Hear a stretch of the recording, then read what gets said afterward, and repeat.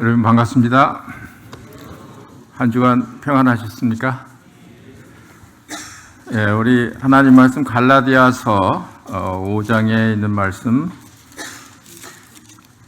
5장 16절부터 마지막 절까지 읽어드리고 잠시 말씀을 나누겠습니다. 갈라디아서 5장 16절입니다. 내가 이르노니 너희는 성령을 따라 행하라. 그리하면 육체의 욕심을 이루지 아니하리라. 육체의 소욕은 성령을 거스리고 성령은 육체를 거스리나니 이 둘이 서로 대적하므로 너희가 원하는 것을 하지 못하게 하려 함이니라. 너희가 만일 성령의 인도하시는 바가 되면 율법 아래 있지 아니하리라. 육체의 일은 분명하니 곧 음행과 더러운 것과 호색과 우상 숭배와 주술과 원수 맺는 것과 분쟁과 시기와 분냄과 당짓는 것과 분열함과 이단과 투기와 술 취함과 방탕함과 또 그와 같은 것들이라. 전에 너희에게 경계한 것 같이 경계하노니 이런 일을 하는 자들은 하나님의 나라를 유업으로 받지 못할 것이요 오직 성령의 열매는 사랑과 실학과 화평과 오래 참음과 자비와 양선과 충성과 온유와 절제니 이 같은 것을 금지할 법이 없느니라. 그리스도 예수의 사람들은 육체와 함께 그 정욕과 탐심을 십자가에 못 박았느니라. 만일 우리가 성령으로 살면 또한 성령으로 행할지니 헛된 영광을 구하여 서로 노엽게 하거나 서로 투기하지 말지니라. 이 말씀을 중심으로 해서 교회 가운데 성령은 계시는가? 교회 가운데 성령은 역사하고 계시는가? 이런 제목으로 말씀을 나누도록 하겠습니다. 아마 이런 질문을 받으실 때 너무 당연한 그런 질문이라고 생각이 되실 것입니다.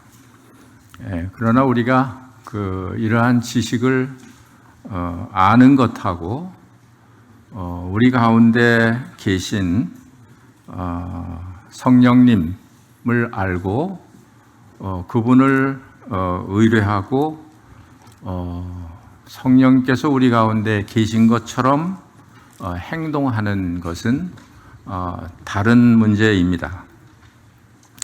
그래서 사도 바울이 고린도전서 3장 16절에 너희는 너희가 하나님의 성전인 것과 하나님의 성령이 너희 안에 계시는 것을 알지 못하느냐? 글쎄요, 모를 수도 있고 또 알아도 모르는 것처럼 그렇게 살 수도 있고 17절에 보면 누구든지 하나님의 성전을 더럽히면 하나님이 그 사람을 멸하시리라. 하나님의 성전은 거룩하니 너희도 그러하리라. 좀 무서운 그런 경고이기도 합니다. 하나님의 성전은 거룩하기 때문에 하나님의 성전을 더럽히면 하나님이 그 사람을 멸하시겠다 이렇게 말씀을 하셨습니다. 하나님은 이 말씀을 보면 매우 무서운 분처럼 생각하기 쉽습니다만 그러나 하나님은 그런 분이 아니셔요. 하나님은 자비로우시고 은혜로우신 그런 분이십니다. 그래서 회개하지 않을 때, 끝까지 회개하지 않을 때, 그럴 때 해당하는 그런 말씀입니다. 하나님은 죄 때문에 사람들을 멸하신 적이 없습니다. 죄 때문에 멸하시지 않습니다. 왜 그러냐 하면 하나님은 우리를 잘 아시기 때문입니다. 우리의 연약함을 잘 아시기 때문에 우리가 죄를 연약해서 범할 것도 아시기 때문에 죄를 짓는다고 해서 다 멸망한다고 하면 아마 우리 가운데 하나님 앞에 서 있을 사람은 한 사람도 없을 것입니다. 어떤 사람이 하나님 앞에서 멸하게 되느냐, 이 뜻은 아마 죽는다는 의미가 포함이 되어 있습니다. 어떤 사람이 그렇게 하나님 앞에 멸망을 당하느냐, 징계를 당하느냐, 회개하지 않는 사람이에요. 하나님은 끝까지 기다리시고 돌아오기를 기다리시고 회개하기를 기다리시고 이렇게 하시지만 그러나 그럴 가망성이 보이지 않을 때, 그럴 때 하나님께서는 그 사람을 이렇게 멸하시는 그런 그 일을 반드시 하시는 것입니다. 그래서 하나님은 용서하시는 하나님이시지만 그러나 심판하시는 그런 하나님이시기도 하십니다. 그래서 육신의 소욕대로 살면, 끝까지 그렇게 살면 반드시 망하는 거예요. 회개하지 않을 때 반드시 망하는 겁니다. 어떤 내 구원은 영원하니까 한 번 내가 구원받은 것은 영원히 취소되지 않으니까, 이러한 그 쉬운 생각으로 육신의 소욕을 따라 살려고 하면 그것은 바로 망하는 그런 길임을 우리가 인식을 해야 하는 것입니다. 그러나 하나님은 한없이 은혜로우시고 자비로우시고 또 죄를 사하기를 즐겨 하시는 그런 분이시기 때문에 우리가 회개하고 죄를 버리고 그리고 하나님께 돌아오기를 하나님은 원하시고 계시는 것입니다. 그러니까 하나님께서는 우리 영적인 그런 성전 가운데 거룩하게 거하시는 그런 분이십니다. 성령님, 성령에 관한 이런 그 가르침은 우리 교회 중에서는 매우 중요한 그런 그 일입니다. 왜 그러냐 하면 교회의 역사라고 하는 것은 성령의 역사가 전부이기 때문에 그렇습니다. 그러니까 성령님을 빼고 교회의 역사, 그것을 우리가 말할 수가 없습니다. 겉으로 보기에는 뭐 잘 돌아가는 것 같이 보이기도 하고 그렇게 보일 수 있지만, 그러나 그 가운데 성령의 인도하심, 성령의 역사, 성령의 일하시는 그런 것이 없다고 한다면 아마 그것은 생기를 잃어버린 그런 그 교회입니다. 아무리 인위적으로 어떤 그 일을 그렇게 한다고 하더라도 성령의 도우심, 성령의 역사가 없는 것은 사실은 그 하나님을 나타내기에는 매우 부족한 그런 것입니다. 예수님께서 그렇게 말씀을 하셨습니다. 이 세상에 계실 때 이제 예수님은 십자가에 못 박으시고 그리고 죽으셔서 부활하신 다음에 하나님께로 가셔야 되잖아요. 그런데 그 하나님께로 가시기 전에 이런 약속을 하셨습니다. 요한복음 14장 16절에 보면 내가 아버지께 구하겠으니 아버지 하나님께 구하겠으니 그가 또 다른 보혜사를 너희에게 주사 영원토록 너희와 함께 있게 하리니. 보혜사라는 의미는 아주 변호사라는 의미입니다. 또 조력자, 위로자, 상담자, 친구 이런 의미예요. 원어적으로 그런 의미입니다. 그러니까 성령께서 우리 가운데 계시다고 하는 것은 이건 매우 아주 다행스러운 일이고 행복한 일이고 좋은 그런 일입니다. 저는 어떨 때 이방 사람들이 신내림을 받는 것을 보고 굉장히 신기하기도 하고 왜 저런 무슨 현상인가 이제 이런 생각을 갖기도 하고요. 근데 한 가지 특징이 뭐냐면 신내림을 받는 사람들은요 다 거부해요. 싫어해요. 그게 좋은 것 같으면 왜 싫어하죠? 왜 거부하죠? 뭐 자녀가 그렇게 된다든지 부모가 이렇게 된다든지 식구들이 그 사람을 보고 슬퍼해요. 이게 다른 거예요. 그럴 수밖에 없죠. 악령을 받으니까 그건 불행한 것입니다, 사실. 그렇지만 이 보혜사 성령님은 정반대 하나님이세요. 그분은 정반대 영이세요.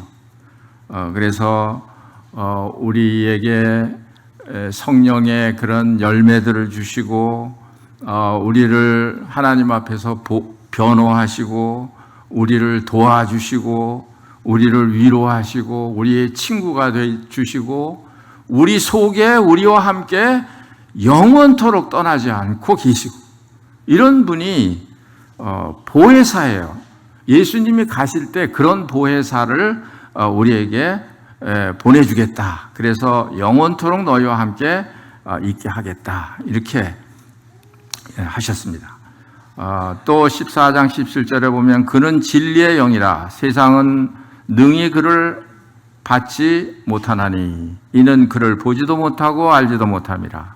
그러나 너희는 그를 아나니 그는 너희와 함께 거하시며 또 너희 속에 계시겠습니다. 세상 사람들이 이 영에 대해서 하나님의 성령에 대해서 알 수 없죠. 왜냐하면 그리스도를 알지 못하면 그 영을 알지 못하기 때문에 그래요. 그리스도를 알지 못하면 그 영을 받을 수 없기 때문에 그래요. 근데 여러분과 저는 하나님의 은혜로 그리스도를 알고 그를 믿음으로 말미암아 우리가 성령을 받게 되었다 하는 것입니다.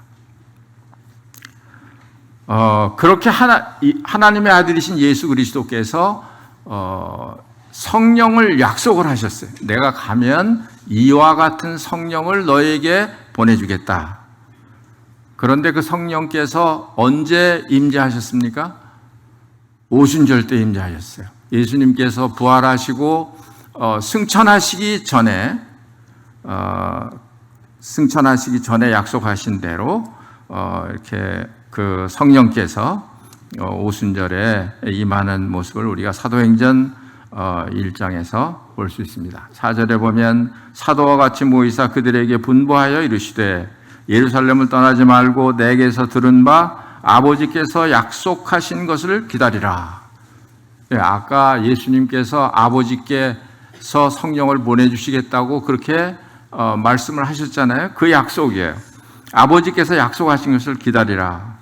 그 다음에 이제 2장 1절에 가보시면 오순절 날이 이미 이름에 그들이 다 같이 한 곳에 모였더니 호련히 하늘로부터 급하고 강한 바람 같은 소리가 있어 그들이 앉은 온 집에 가득하여. 이 세상에는 사실은 이런 보혜사 성령님이 계시지 않았어요. 예수님이 계시는 당시에는 그 성령님이 오시지 않았습니다. 그런데 약속하신 대로 오순절 때 이 땅에 그 성령께서, 그 보혜사 성령께서 오신 것을 우리가 성경에서 찾아볼 수가 있습니다.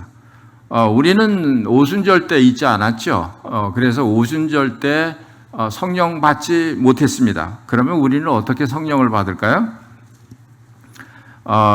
말씀에 이런 말씀을 기록하고 있습니다. 갈라디아서 3장 2절에 보면 내가 너희에게서 다만 이것을 알려 하노니 너희가 성령을 받은 것이 율법의 행위로냐 혹은 듣고 믿음으로냐, 이런 말씀이 있습니다. 성령을 받은 것이 어떻게 해서 받은 것이라고요? 복음을 듣고 믿음으로 성령을 받았다는 거예요. 아마 여러분들 가운데는 아마 내가 성령을 받았는지 안 받았는지 잘 모르시는 분이 계실지 모르겠어요. 그런데 사실은 여러분들 마음속에 예수 그리스도께서 내가 주님이 구주시라는 것을 믿고 고백하는 그런 믿음이 있으면, 그러면 성령께서 내 속에 들어오신 것으로 믿어야 합니다. 왜 그러냐면 누구든지 성령으로 아니하고는 예수를 주시라 할 수 없다고 고린도전서 12장 3절에 말씀하고 있기 때문입니다. 그래서 사도행전 10장에 보면 베드로가 하나님 말씀을 전할 때 성령이 말씀 듣는 모든 사람들에게 내려오셨다, 이런 말씀이 있습니다. 그런데 그 말씀은 어떤 말씀을 들을 때요? 그 전절에 43절에 보면 그에 대하여 모든 선지자도 증언하되 그를 믿는 사람들은 다 그의 이름을 힘입어 죄사함을 받는다 하였느니라.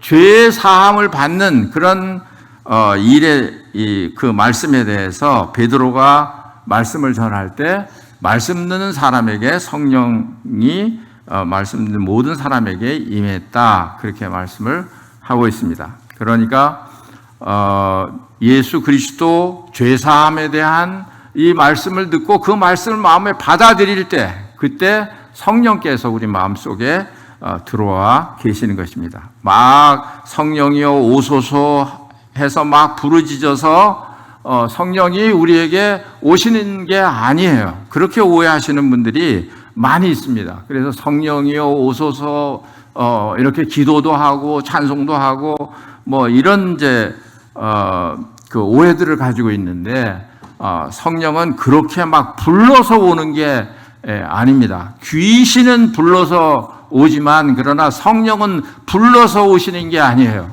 어떻게 와요? 진리의 영이기 때문에 예수 그리스도 그 진리를 믿을 때, 그럴 때 성령께서 우리 마음속에 들어오신다, 이렇게 성경에 기록을 하고 있습니다. 이 성령께서 오셔서 하시는 일이 뭐냐 하면 교회 가운데서 진리를 가르치는 일을 하시는 거예요. 진리를 깨닫게 하시는 그런 일을 하시는 겁니다. 그래서 요한계시록 2장에 보면 그 7 교회에 대한 말씀을 하시면서 귀 있는 자는 성령이 교회들에게 하시는 말씀을 들을지어다. 그러니까 성령께서 교회 가운데 말씀하고 계시는 거예요. 여러분들 그런 경험을 하지 않습니까? 특별히 내가 영적으로 지금 잘못되어 있을 때, 어둠 가운데 있을 때, 그럴 때는 여지없어요. 그냥 누가 말씀을 전하든지 간에 모임에 나오시기만 하면, 그러면 그게 하나님의 음성이 쟁쟁하게 귀에 들리게 됩니다. 또 잘못된 그런 어떤 믿음이나 잘못된 그런 것을 가지고 있을 때, 그럴 때 하나님의 말씀이 우리에게 교회 가운데서 이렇게 전해지는 그런 모습을 보게 됩니다. 최근에 우리 예배당 경매권 다 잊어버리셨는데 다시 또 생각나게 해서 죄송합니다만, 그걸 위해서 한 마음 우리가 기도하고 그렇게 했지 않습니까? 근데 다른 사람이 가져가 버렸어요. 그러니까 솔직히 말씀드리면 좀 서운했죠. 뭐 하나님의 능력이 없으신 것도 아닌데 이거 좀 사람들이 너무 이게 비좁아서 이렇게 좀 하나님의 자녀들이 좀 편리하게 쓰고 열심히 전도도 하고 이렇게 하려고 하는데 왜 안 들어주시나? 이제 그런 좀 실망스러운 그런 마음을 없지 않아 있었습니다. 제 속에요. 근데 이제 그 다음 수요일 날 참석을 했는데 어떤 형제님이 하박국에 있는 말씀을 하셨어요. 그 말씀이 이겁니다. 비록 무화과 나무가 무성치 못하며 나무에 열매가 없으며 감람나무에 소출이 없으며 밭에 먹을 것이 없으며 우리의 양이 없으며 외양간에 소가 없을지라도 어떻게 나는 여호와로 말미암아 즐거워하며 나의 구원의 하나님으로 말미암아 기뻐하리로다. 내가 뭐가 없다고 기뻐하느냐? 이 사람들은 지금 소출이 없고 당장 먹을 것이 없는데도 기뻐한다는데 너는 지금 그런 게 아니지 않냐? 뭐 좀 불편하다고? 그래서 이것은 이제 본질이 아니구나 이런 걸 이제 깨달았습니다. 그래서 사실은 환경이 좋으나 나쁘나 우리가 주님 섬기는 그런 마음은 변함이 없어야 하죠. 뭐 얘기를 하면 이제 길게 얘기가 나올 것 같아서 그래서 하나님께서는 성령께서는 우리 교회 가운데서 우리의 영적인 필요를 아시고 말씀을 공급하신다, 말씀을 하신다. 그러니까 교회 나오셔야 되죠. 그래야 말씀을 들으시잖아요. 집에서 들으시면 잃어버릴 수도 있어요. 놓칠 수도 있고. 설거지 하면서 뭐 이게 마음에 말씀이 들어옵니까? 여기 나오셔서 직접 듣는 거하고 천지차이에요. 하나님께서는 이렇게 말씀하신다. 교회 가운데서 말씀하신다는 거예요. 또 어떤 일을 하시느냐 하면 전도하는 일에 있어서 성령께서 인도하시는 거예요. 뭐 전도하는데 성령께서 인도하시나? 그냥 하면 되지. 이렇게 생각할 수 있죠. 뭐 하나님께서 이미 벌써 너희는 만매에 가서 복음을 전파하라고 하셨는데 전하면 되지. 이런 생각을 할지 모르요. 그렇습니다. 그냥 전하시면 돼요. 전하시면 되는데 성령께서 어떤 경우에는 성령께서 막으시는 경우도 있어요. 그런데도 고집을 부리고 똑같은 방법으로 그렇게 해서는 안 된다는 거예요. 사도 바울도 사도행전 16장 6절에 보면 성령이 아시아에서 말씀을 전하지 못하게 하시거늘 그들이 불르기아와 갈라디아 땅으로 다녀가 무시아 앞에 이르러 비두니아로 가고자 했으되 예수의 영이 허락하지 아니하시는지라. 사도 바울은 저 북쪽 지방을 생각을 하고 그쪽으로 이렇게 전도하러 가기를 이렇게 애를 썼는데 어떤 방법인지는 여기 자세히 나와 있지 않습니다만은 하여튼 성령께서 예수의 영이 허락하지 않았다 그랬습니다. 그 다음에 하나님께서는 저기 마게도냐 지방으로 인도를 하셨어요. 그래서 그쪽으로 가서 복음을 전하도록 그렇게 하셨습니다. 그래서 어떤 때는 하나님께서 우리가 그냥 이런 방법 저런 방법 이렇게 저렇게 복음을 전할 수 있는데 그때마다 하나님께서 인도하시는 게 있어요. 그걸 우리가 봐야 돼요. 그렇지 않으면 그냥 힘만 잔뜩 들이는 거예요. 하나님이 하시는 데가 아닌데, 하나님이 하시는 곳이 아닌데, 하나님이 하시는 방법이 아닌데 계속 고집을 하면 이게 헛된 시간을 보내는 거죠. 그래서 이 복음 전하는 데 있어서도 하나님께서 성령께서 인도하신다 하는 거예요. 그 빌립이라는 집사가 있었잖아요. 그 빌립이라는 집사에게 저 북쪽 지방에서 지금 복음을 전하고 있는데 성령께서 빌립에게 저 아래쪽에 가사로 내려가는 그 길로 가라. 그리고 성령께서 이 빌립에게 말씀을 하신 거예요. 그게 엄청 먼 데예요. 옛날에 그 먼 데를 가는데 그걸로 가면 무슨 일이 일어나냐 하면 이디오피아 예루살렘에 갔다가 내려오는 이디오피아 내시가 마차를 타고 갈 것이다. 그를 만날 텐데 그를 만나서 복음을 전해야 했습니다. 이게 얼마나 기가 막힌 타이밍이 맞아야 돼요. 이디오피아 내시는 마차 타고 가고 있고 이 빌립은 저 북쪽에서 걸어왔는지 뛰어왔는지 가야 되는데 그 길에서 딱 마주쳐야 되는 거죠. 마주쳐야 되는 거잖아요.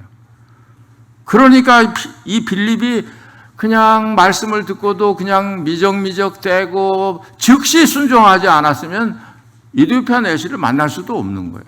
그런 상황입니다. 그런 상황이에요. 그러니까 우리가 얼마나 이 성령이 하시는 일에 우리가 이렇게 민감하게 아주 깨어 있어야 하는지 그걸 우리에게 보여주는 것이에요. 제가 뭐 기회 있을 때마다 말씀을 드립니다만은 저희 모임에 하나님께서 하시는 그런 일이 제 눈에요. 이렇게 보여지는 것이 뭐냐면 성도님들께서 이제는 스스로 개인적으로 어떤 관계된 분들을 향해서 복음 전할 그런 마음을 하나님이 그 마음속에 일으켜 주시고 계신다는 거예요. 그래서 관심을 가지고 계시고 또 그런 분들을 또 모임으로 이렇게 모시고 오시고 이런 일들이 지금 계속 되고 있습니다. 어떤 자매님은 자기 동생의 구원을 위해서 기도를 했어요. 그런데 좀 불행한 그런 상황이 돼가지고 그 자매님과 같이 살게 됐어요. 뭐 겉으로 보기에는 안 됐다, 불행하게 돼서 참 안 됐다 이렇게 생각할 수 있겠습니다만 그게 뭐냐면요, 기도의 응답이잖아요. 그 구원받기를 위해서 기도했으니까 하나님께서 그냥 복음을 들을 수밖에 없는 환경으로 만드시는 거란 말이에요. 네. 그런 일을 하나님께서는 우리 가운데 하고 계시다 하는 것입니다. 전도 집회 제가 몇 번을 봤는데요. 전도 집회가 끝난 다음에 구도자들이 한 50명, 60명이 참석을 했다고 하는데 끝나고 났는데 개인적으로 이렇게 상담하는 분이 어쩜 그렇게 한 분도 안 계신가요? 강사님만 요 앞에서 한 분 붙들고 복음 전하고 있고요. 와서 그냥 성도님들만 좋다, 뭐 은혜 받아. 성도님들이 뭔 은혜를 받아요? 복음 집회 시간에 은혜 받고 좋다고 하고 그냥 집에 가시는 거예요. 너무 저는 그게 이상했어요. 너무 이상하게 보였습니다. 그러니까 복음을 전하는 게 이게 안 되는 거예요. 무서운 거예요. 왜 무서운가요? 예수님 전하는데. 여러분들이 어떻게 구원받으셨나요? 어떻게 예수님을 믿고 거듭나고 이렇게 구원받게 되셨나요? 그게 간증이잖아요. 그게 말씀이잖아요. 그래서 우리 마음이요, 그렇게 영혼들을 위해서 그렇게 마음이 가 있으면 하나님이 전도 훈련 안 받아도 내 속에 있는 말씀, 내 속에 있는 그리스도, 그분만 가지고도 사람들에게 복음을 전할 수 있어요, 없어요? 있습니다. 있어요. 옛날 사역자들이요, 말씀 무식했어요. 요한복음 3장 16절만 가지고 복음 전하는 거예요. 돼요, 안 돼요? 오, 예. 돼요. 많이 알아야, 뭐 지식을 늘어놔야 무슨 뭐 복음이 전해진답니까? 아니잖아요. 요한복음 3장 16절 완벽한 복음이에요.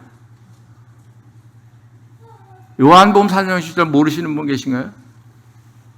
아무도 안 계시잖아요. 하나님께서 우리 가운데 그렇게 일하시고 계신다. 그러니까 개인적으로 내 입으로 내 말씀을 가지고, 그래서 사도 바울이 내 복음이라고 한 거예요. 여러분 입의 복음, 내 복음으로 전하시는 거예요. 강사만 전하는 게 아니에요. 자꾸 이런 생각을 하시게 되니까 전도에 은사 있는 사람만 전하는 게 아니에요. 어떻게 그렇게, 그 성경에 어떻게 그렇게 되어 있습니까?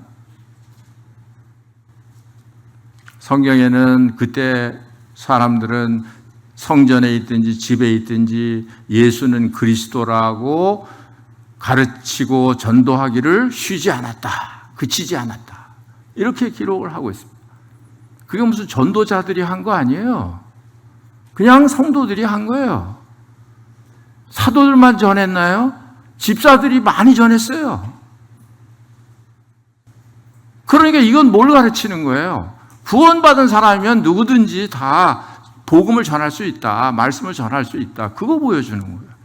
그런데 왜 할 수 없다고 생각하고 다른 사람에게만 자꾸 맡기시는 겁니까? 근데 저는 뒤에 가서 이제 누가 나를 또 개인교제에 또 이렇게 연결시켜 줄까 하고 뒤에서 서서 이제 기다리고 있었는데 그것마저도 안 하시더라고요. 아마 제가 볼 때 복음 전할 것 같이 생기질 않았나 봐요. 그냥 타 집에 가시는 거예요. 구원받은 사람이면 자기 입으로 복음을 전할 수 있다는 거예요. 그 다음에 성령께서 우리 가운데 또 그런 일을 하십니다. 우리는 사실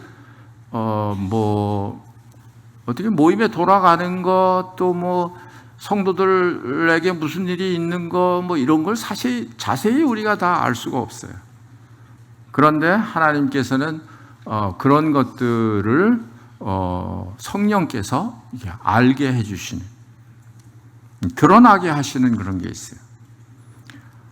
요셉이 약혼을 하고 동거하기 전에 잉태됐어요.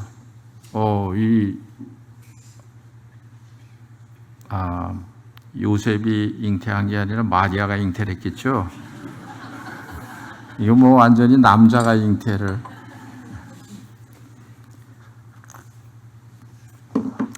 그러니까 요셉은 의로운 사람이라 그랬습니다. 그래서 막 그것을 이렇게 말하지 않고 그를 드러내지 아니하고 그냥 가만히 끊고자 하여 이 일을 생각할 때에 그랬습니다. 이게 뭐냐 하면 하나님께서 밝혀주시도록 기다리는 거예요. 의뢰하는 거예요. 그러니까 주의 사자가 현몽하여 이르되 마리아 데려오기를 무서워 말라. 그에게 잉태된 자는 성령으로 된 것이라. 이렇게 가르쳐 주잖아요. 그래서 이 요셉이 의심하지 않고 마리아를 데리고 와서 또 아이를 낳고 그 이름을 예수라 하라고 말씀하신 대로 그렇게 한 그런 것을 볼 수 있습니다. 또 교회에서 성령께서 하시는 일은 뭐냐 하면 징계도 하셔요. 징계. 아까 말씀처럼 죄를 드러내기도 하시고 징계도 하시고 그렇게 하십니다. 사도행전에 보면요, 아나니아 삽비라가 기록이 되어 있습니다.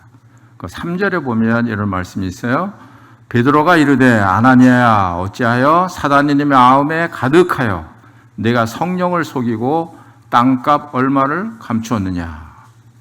아나니아와 삽비라는 이런 헌신에 대해서 성령을 속이고 있었어요. 또 베드로를 속이고 있었어요. 그런데 성령께서 그걸 나타내신 거예요. 아니라고 하는 걸 나타내신 거예요. 그러니까 우리 눈에 보이지 않지만 우리 사람은 모르지만 성령께서는 다 아시는 거잖아요. 그렇죠? 그러니까 하나님의 교회 가운데서 하나님이 그런 일을 하시기도 하신다 하는 것입니다. 또 무슨 일을 하시느냐 하면 교회 가운데 일꾼이 굉장히 중요하잖아요. 교회 일꾼이 중요해요. 나라의 대통령 정치하는 사람들이 중요하듯이 일꾼이 바로 서 있지 않으면 그건 교회가 어려워지죠. 그러니까 일꾼을 세우기도 하시고 폐하기도 하시는 그런 일을 누가 하신다? 성령께서 하시는 거예요. 그래서 사도행전 20장 28절에 보면 성령이 너희로 감독자를 삼고 하나님이 자기 피로 사신 교회를 보살피게 하셨느니라. 그래서 감독들, 장로들을 성령께서 세우신다. 이렇게 말씀을 하셨어요. 그러니까 우리가 성령께서 하시는 그런 것을 잘 관찰하고 또 그분의 일하심을 의지하고 이렇게 해야 되는 것을 알 수 있습니다. 또 사도행전 13장에 보면 바울과 바나바를 따로 세우잖아요. 거기 보시면 안디옥 교회에 선지자들과 교사들이 있으니 곧 바나바와 니게르라 하는 시몬과 구레네 사람 루기오와 분봉왕 헤롯의 젖동생 마나엔과 및 사울이라. 주를 섬겨 금식할 때에 성령이 이르시되 내가 불러 시키는 일을 위하여 바나바와 사울을 따로 세우라 하시니. 어떻게? 성령께서 이르시되 바나바와 바울을 따로 세우라 이렇게 말씀하셨어요. 그러니까 아마 주를 섬겨 금식한다고 하는 것은 아마 이 안디옥 교회가 어떤 인간적인 생각이나 어떤 육신적인 그런 시각이나 이런 것에 대해서 벗어나서 성령께서 불러서 세우시는 분이 누군가를 알기 위해서 어떤 다른 그런 육체적인 그런 요소들을 배제해야 하니까 그런 생각들을 배제해야 하니까 아마 그 안디옥 교회가 주를 섬겨 금식했고 이렇게 했던 것 같습니다. 그때 성령께서 선명하게 보여주신 그런 걸 알 수가 있습니다. 그러니까 우리 교회도 그렇게 해야 돼요. 일꾼들을 세울 때 우리가 기도 가운데 성령께서 세우시는 분이 누군지 그런 것을 우리가 분별을 하고 그렇게 세우시는 것입니다.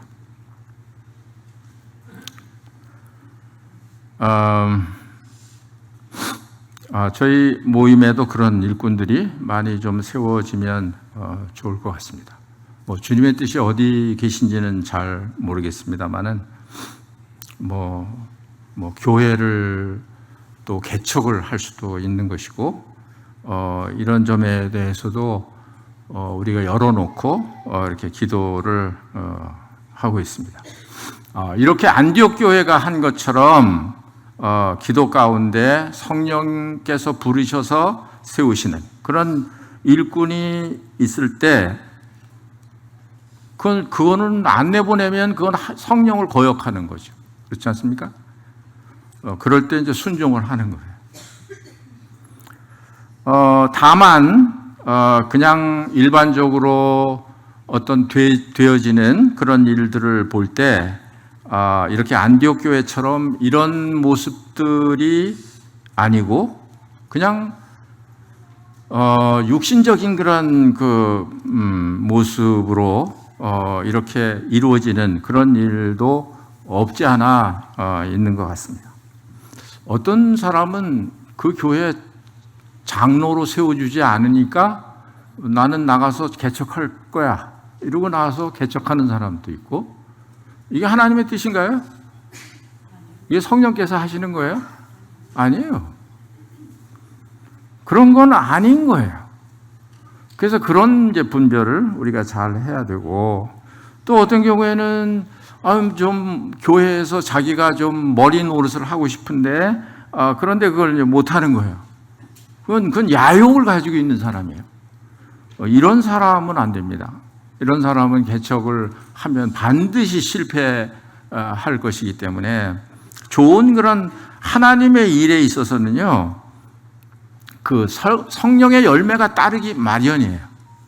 하나님의 하시는 일에 성령께서 하시는 그런 일은 언제든지 그런 그리스도의 성품, 성령의 성품 이런 것이 나타나게 마련이에요. 그런 것이 없는 것은 그건 하나님께서 하시는 일이 아니다. 이렇게 분별하면 거의 틀림이 없습니다. 신앙생활을 잘 하던 분들이 아주 불행하게 되는 것을 종종 봐요. 엄청나게 하나님 앞에 쓰임을 받고 아주 좋은 그런 분이었는데 그냥 그야말로 아까 뭐 성전을 더럽히 멸하겠다고 하신 대로 아주 영적으로 또 육체적으로 모든 삶에 있어서 그냥 아주 완전히 망하는 그런 모습을 보게 됩니다. 그럴 때 의문이 들어요. 왜 저렇게 주님을 잘 섬기던 분인데 왜 저럴까? 이런 이제 의문이 들고 좀 묻기도 하고, 왜 그렇습니까? 묻기도 하고, 제가 또 교훈도 받고 그렇습니다. 그런데 이제 제가 내린 결론은 뭐냐 하면 어떻든지 간에 육신의 소욕을 쫓는 거에 이게 문제예요. 나를 망하게 하는 그 요인은 내 속에 있는 거예요. 육신의 소욕을 좇으면 반드시 망하는 거예요. 망하지 않으면 그건 그리스도인이 아니에요. 징계가 없으면 그런 사생자라고 하지 않았습니까?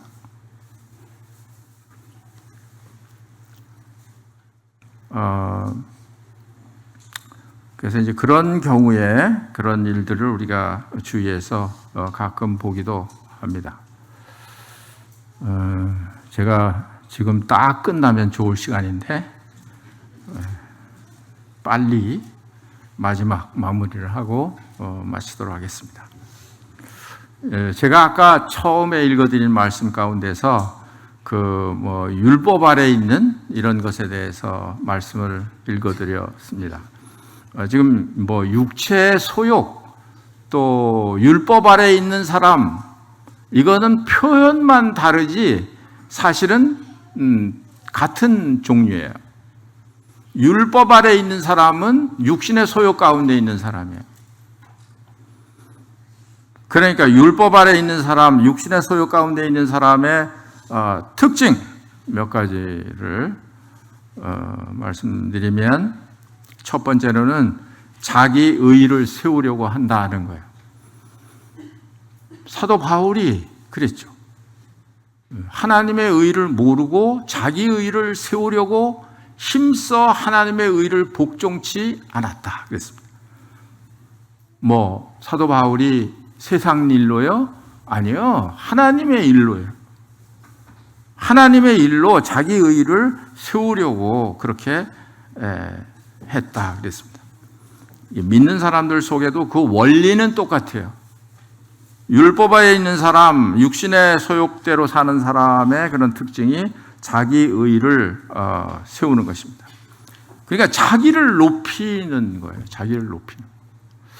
이게 사실 사람들 마음에 다 있죠. 믿는 사람들 마음에도 다 있어요. 그러니까 이 성령의 소욕을 가지고 육체의 소욕을 얼마나 이게 죽느냐 하는 거예요. 얼마나 이게 죽이느냐 하는 거예요. 이런 게 없으면 그냥 육체의 소욕이에요. 겉으로 보기에는 어떻게 보이든지 간에. 그 다음에 두 번째로는요, 남을 판단하기 잘해요. 율법 아래 있는 사람은 남을 판단해요. 그래서 로마서 2장 1절에 그러므로 남을 판단하는 사람아 누구를 막론하고 네가 핑계하지 못할 것은 남을 판단하는 것으로 네가 너를 정죄함이니 판단하는 네가 같은 일을 행함이니라. 이게 유대인들을 향해서 말씀하시는 거잖아요. 근데 이 율법을 가지고 있는 사람 특징이에요. 여러분과 저도 마찬가지예요. 율법에서 사는 사람은요, 다 자기를 보는 게 아니라 남을 판단하는 거예요. 자기를, 은혜 아래 있는 사람은 자기를 보는 거고요. 자기를 판단하는 거고. 율법 아래 있는 사람은 남을 판단하는 거예요. 또 이런 사람은 자기 속에 기쁨이 없어요. 성령의 열매가 없습니다. 자유가 없습니다. 또 네 번째로는 행위로 자기 죄를 덮으려고 해요. 하나님과의 관계가 끊어졌으면 그걸 해결해야 되잖아요. 근데 인간의 심리는 그 행위로 그 죄를 덮으려고 해요. 그래서 그 죄를 해결할 생각은 안 하고 하나님 앞에 자꾸 의로운 행동을 하려고 해요. 이게 율법 아래 있는 사람들이에요. 어떤 사람과의 관계에도 마찬가지입니다. 어떤 관계가 잘못됐어요. 그러면 그 잘못된 것에 대해서 벌써 이미 얘기를 해야 되는 거죠. 사과를 하고 이렇게 관계를 회복을 해야 되는 거죠. 잘못한 것에 대해서는 입하고 그리고 빵 사다 주고 고기 사다 주고 밥 사주고 그거 받아야 안 받아요? 그거 받기 어렵죠. 맛이 없어요. 그렇게. 그 다음에 마지막으로 율법 아래 있는 사람들은 외식하는 거예요. 외식하는 거. 남에게 보이려고 하는, 남의 눈치를 보는, 그게 복음서의 바리새인과 서기관들이죠. 외식하는. 이게 율법 아래 있는 사람들의 특징입니다. 우리는 그 성령의 소욕을 따르는 그런 사람들이기 때문에 성령을 쫓아 행하는 저희들이 되기 위해서 기도해야 될 것 같습니다. 기도하겠습니다.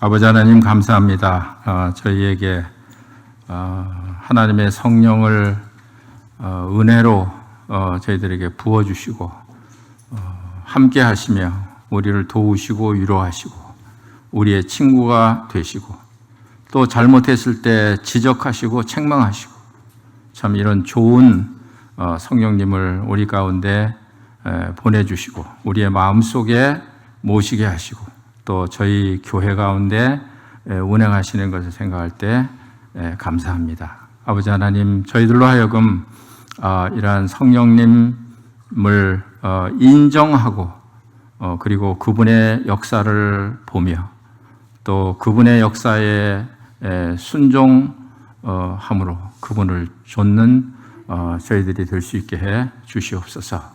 주 예수 그리스도의 이름으로 기도합니다. 아멘.